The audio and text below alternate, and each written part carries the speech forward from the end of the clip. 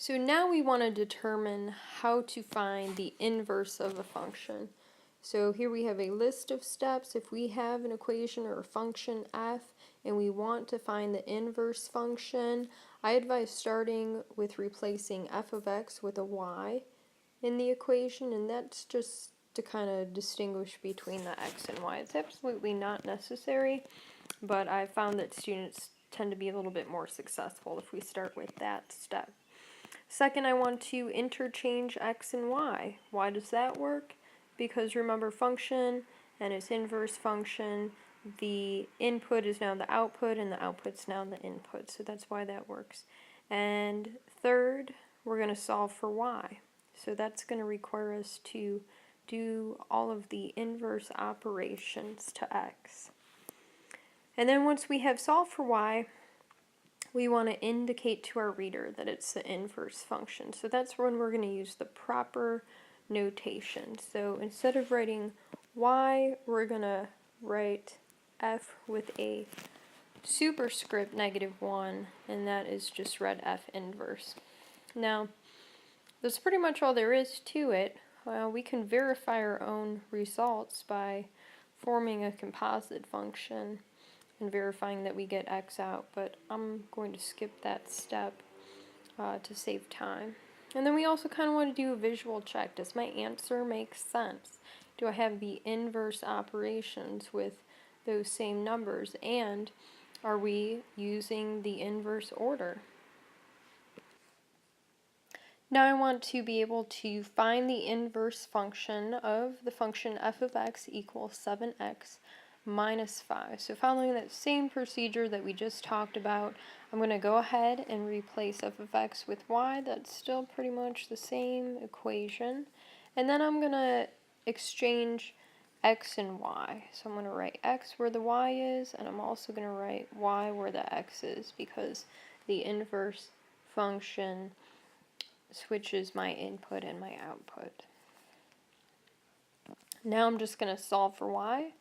So I'm going to perform the inverse operations, adding 5 to both sides. That gives me x plus 5 equals 7y.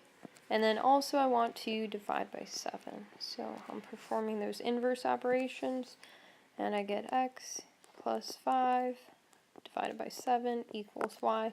Now I just want to write things in the proper notation. So I have solved for y, and I just want to indicate that I have the inverse function of f. So I'm going to use f with that superscript -1, and I'm showing that it's a function of x. And I'm going to write x plus 5 divided by 7. And when I think I have the answer, I just want to kind of do a mental check on, does my answer make sense? So thinking about my original function, the first operation is to multiply by 7 and then subtract 5, and then just kind of looking at my inverse function here, we add 5 and then divide by 7, and I see those are inverse operations in the inverse order, so my answer does make sense. Let's try another example that's not linear. So here we have a cubic function, and I want to find the inverse function of that. So again, I'm just starting by replacing f of x with y, so I still have the same equation, just more of an equation format than a function format.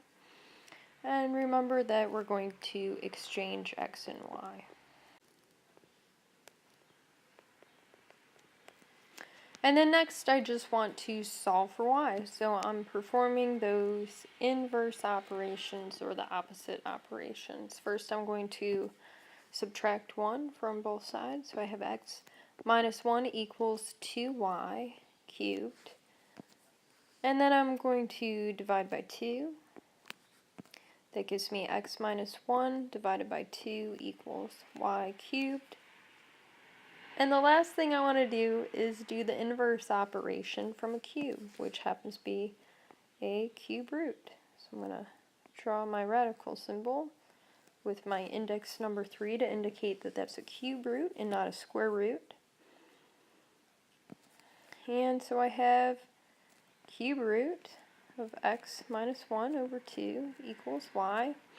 Now, just for my reader, I'm going to use the proper notation. So I'm going to say f inverse of x is the cubed root of x minus 1 all divided by 2.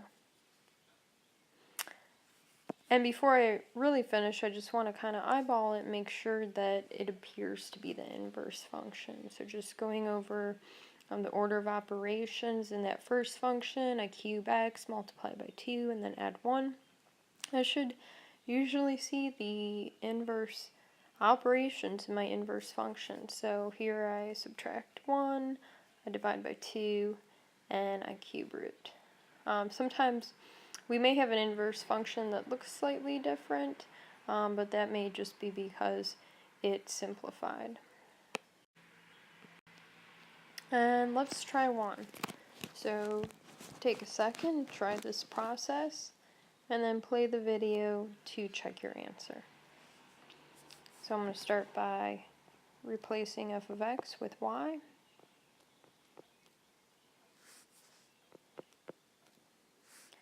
And then switching x and y. And then I'm solving for y. So subtracting 3 from both sides, x minus 3 equals 2y, and then I'm dividing by 2.